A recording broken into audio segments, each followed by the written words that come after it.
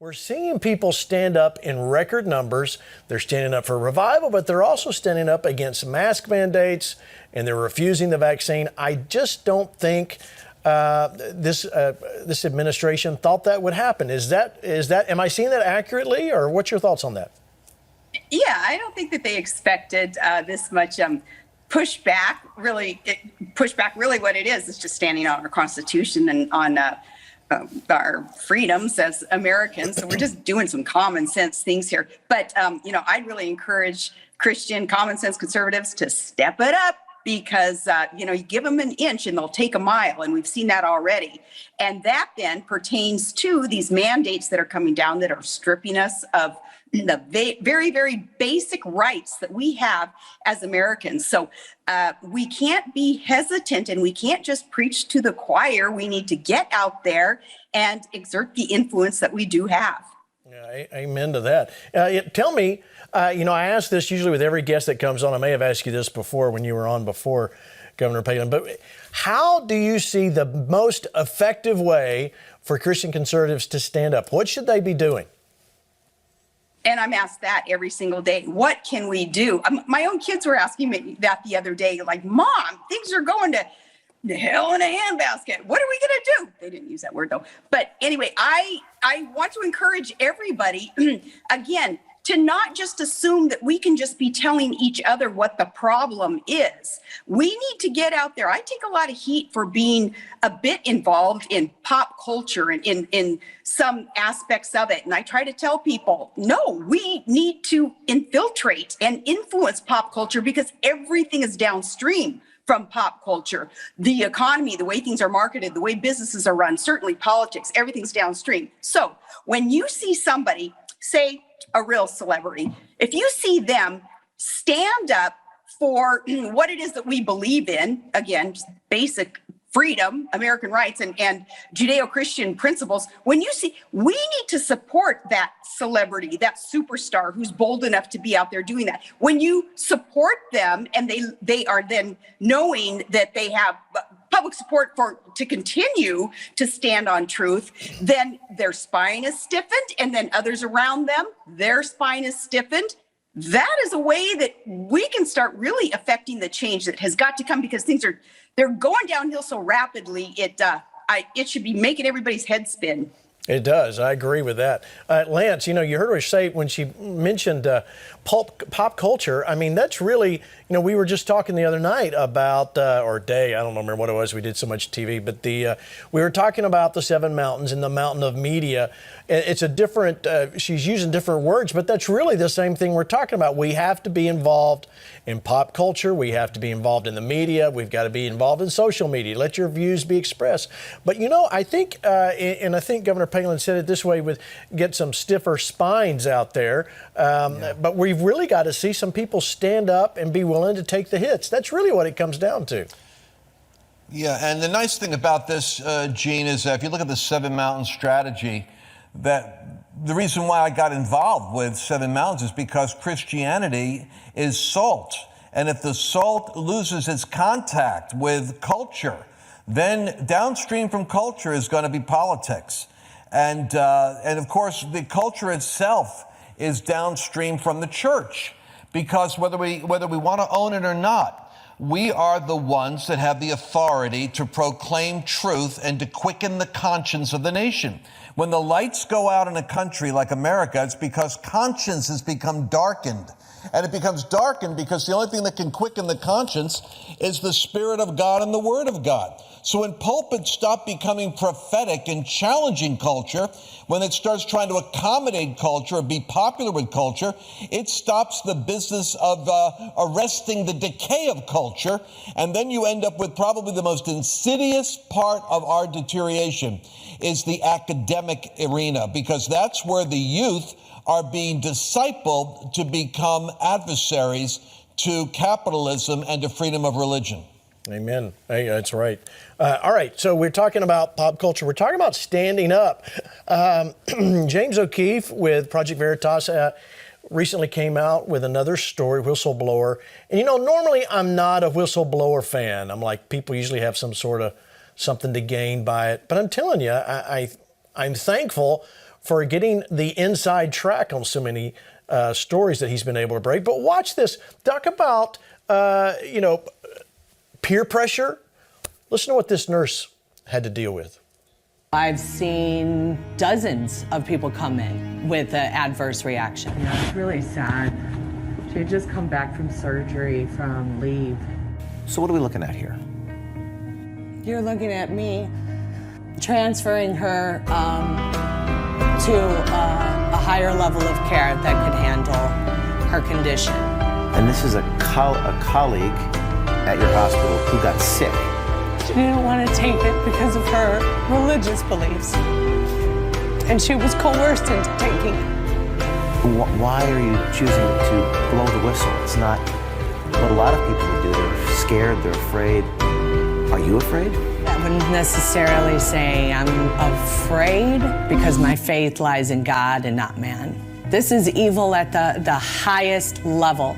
You have the FDA, you have the CDC that are both supposed to be protecting us. Are you afraid they're going to retaliate against you? Yeah. I'm a federal employee. What other federal employees do you see coming out? But you put your faith in God. Amen. She puts her faith in God, and now her colleague passed away. This is back on the 28th. Her colleague passed away because she actually said she had religious concerns, but she didn't stand up. And imagine if she had the friends, the colleagues, whatever, to be able to encourage her to not do it. But she was pressured into this, Governor Palin. There's no doubt about it. There was absolute pressure to take to take the jab. And when we talk about this, just so you know, I have my own personal views about the vaccine. You have yours, and we don't have to talk about what our views are. However, I don't believe, and most Americans don't believe, the government should be mandating what shot I get or what vaccine I have to get in order to even function in society. Governor, please. Yeah, federal government has absolutely no say in what we would put in our bodies in terms of medicine or not. That is a free choice. They're so off base on this. But okay, I respect that the gal that you just showed, she had her religious beliefs affected her decision making on whether to get a shot or not. And I say this as a born again, spirit filled, holy roller, Jesus freak, Bible thumping Christian. My religious beliefs aren't affecting my decision to not take the shot. I already had COVID, and the Fauciist had told us, remember, that if you had COVID, well, then you will have this natural immunity that would be even stronger than something that would be injected into you. I'm standing on that. That's what the science says. And you know how I know that I'm right on this? Because I'm getting the crud beat out of me every time I say it, every time I explain why I'm not going to get a shot, and they are not going to make me get a shot. That's what they told us. And granted, they are the most inconsistent shysters on TV, Fauci and those guys, telling us one thing one day, another thing the other day. However, they did say 27 times more immune you will be if you had recovered from COVID. That's right. The language shifts what's being put out there. All right, you ready? Instead of lockdown, say stay-at-home order. Instead of national duty, personal responsibility. Coronavirus, no, pandemic. Hospitalization rates, get this, deaths. They don't want you to say hospitalization rate, they want you to say the deaths. Operation Warp Speed, the standard process. Consequences of not taking the vaccine versus the benefits of taking the vaccine. Predictability, certainty, a return to normal. Security, safety. Historic, advanced, groundbreaking. The world's leading experts, America's leading experts. Ladies and gentlemen, this is what Mario was saying, and you need to go get this. I don't know when they'll be able to get it on the website. Somebody call Kate, get it done.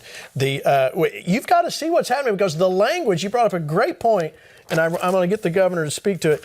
When we change our language, we start to desensitize us to the very thing that we're standing against. So we have got to see some things happen. Please, Governor Palin, comment. Oh, I'm so glad that you brought this up because, okay, for the critics out there who are watching, this is going to be their takeaway. When I say this is all about thought control, ultimately, because when the language is hijacked, people become afraid of speaking, of articulating in a certain way, because you're going to get clobbered for saying hospital rates instead of death, or the other examples that you gave there. So you start guarding your speech so that you won't get beat up by those who are out there. What they want you to do is not only be hesitant to say the words and the phrases, but to not even think them anymore so that you wouldn't be tempted to say them. Ultimately, and of course, COVID, it's not about a virus, it's about control. And everything that's going on right now, and Jean, I hope that your viewers and Mario and Lance and Hank, oh my gosh, you guys are doing such an amazing job. I want the flocks. I want those who hear you and read about you and see you like I do. I follow you guys. I want everybody to know this is just another distraction. The distractions that are going on, including the language changes, it's to keep us from seeing clearly what's happening and what's going to happen to America. For instance, the inflation that is going to slam us like no time in our history. It's going to blow everybody away when this happens. So many things that are even bigger than COVID. All of this stuff is just distractions, and the language changes goes right on along with they trying to, put blinders on us and make us hesitant and sit down and shut up through these distractions, while even bigger things are in the works. Yeah, agreed. All right, listen, I've got to keep going. I've only got a little bit more time left with Governor Palin, but I want to play this clip. Let's move to the next topic. Let's talk about what's going on at the border. Watch this clip from our friend Tucker. The United States government holds tremendous sway over the Mexican economy. So with a single phone call, Joe Biden could have made absolutely certain that the Mexican government sent these migrants back to where they came from. But Joe Biden has not called to do that. And he hasn't because he wants these migrants here in the United States, and so they are coming. He did this on purpose. Thousands of Haitians, as you just saw, have swarmed Del Rio, Texas, which is not a big town.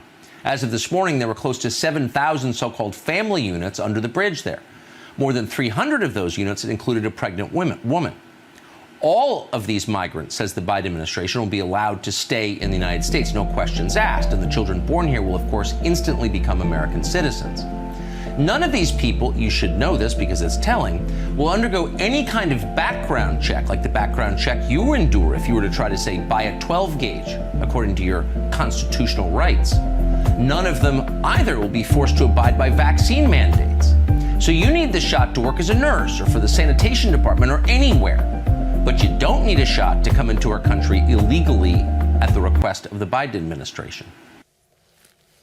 Governor Palin, this is, it's I don't want to say aggravating. That's not visceral enough to how I feel about this. I mean, we've been seeing the tens of thousands of people at the under that bridge there near Del Rio, and it's horrible conditions, yet there's nothing happening. There's nothing happening, and the truth is, I had to go through the third degree to fly to Hawaii. If I can do anything I want, if I just come across the border. What's going to happen with our border? It sure seems to be a plot, Governor.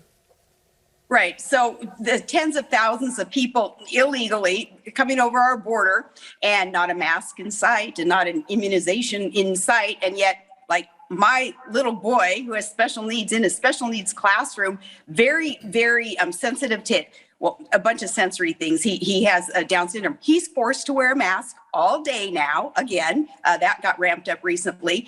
I would think that anybody who is personally affected by this inconsistency that's coming down the pike from on high in D.C., when you're personally affected by it, especially, you certainly should rise up and speak. But a practical solution here, Jean, is the border state governors have got to do it because the feds aren't going to do it. They are the ones who need to call in National Guard. They're commanders of the National Guard. That's what a governor is. You need to build the wall. You need to do whatever you can. putting your state's resources, and your state residents will support this. Don't wait for the feds to do it. We've been waiting for years now. Trump, he fixed the problem, but then it got undone again under Biden purposefully. So border state governors, ramp it up, secure the border, because the feds aren't going to do it. Yeah, Governor Palin, you said something very profound that I think a lot of people don't know, and I want you to say it again. Governors are the commander of the National Guard? Yes, in their state, yes. And they have resources, and they can call them up and get them out there. And, National Guardsmen, too, they're awesome. And they're ready and willing and able to get out there and serve the public. That's what they signed up for. That is what they signed up for. And I know here in Texas, it's quite contentious with our current governor and what all he's done. All right, we got to go to a break, but Governor Palin, we're going to let you go. I want to give you the opportunity. Last comments, go ahead. Oh, I just love you guys so much, and I thank you so much. You literally have the pulpit, so I just encourage you to continue speaking so boldly, and I just pray for you that there's manifestations of answers to your own prayers, so that you guys know that it's worth it, so that you know that if it weren't for you being bold, being so articulate, so intelligent in your arguments, how much worse off everybody would be. So please keep it up. I just love all you guys. Gene, you're doing an amazing job. Thank you, Governor. Listen, sarahpalin.com. Keep up with our friend, Governor Sarah Palin. We love you. Want you back anytime you can, Governor. Thank you for joining us.